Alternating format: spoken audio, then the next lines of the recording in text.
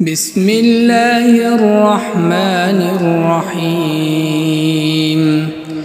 يا أيها المزمل قم الليل إلا قليلا نصفه أو انقص منه قليلا أو زد عليه ورتل القرآن ترتيلا.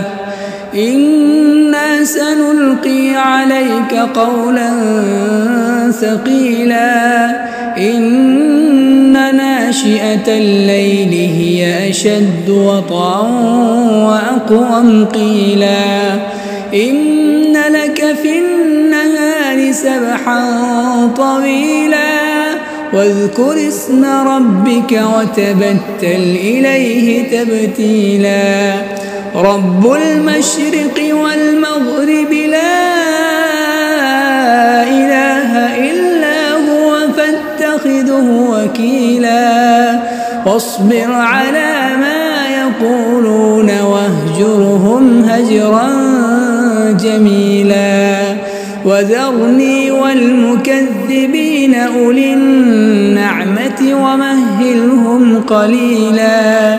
إن لدينا أنكالا وجحيما وطعاما ذا غصة وعذابا أليما.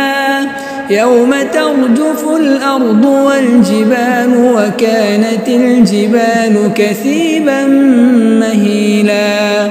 إنا أرسلنا إليكم رسولا شاهدا عليكم كما أرسلنا إلى فرعون رسولا. فعصى فرعون الرسول فأخذناه أخذا وبيلا.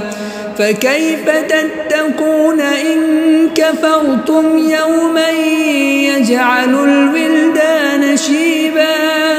السماء منفطر به كان وعده مفعولا.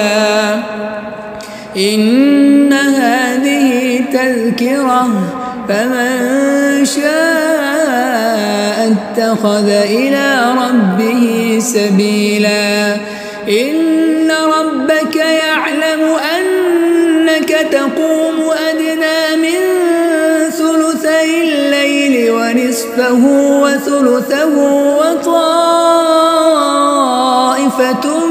من الذين معك والله يقدر الليل والنهار. علم أن لن تحصوه فتاب عليكم فاقرؤوا ما تيسر من القرآن. علم أن سيكون منكم مرضى وآخرون يضربون في الأرض يبتغون من فضل الله وآخرون يقاتلون في سبيل الله فاقرؤوا ما تيسر منه وأقيموا الصلاة وآتوا الزكاة وأقرضوا الله قرضا حسنا. وما تقدموا لأنفسكم من خير تجدوه عند الله هو خيرا وأعظم أجرا. واستغفروا الله إن الله غفور رحيم.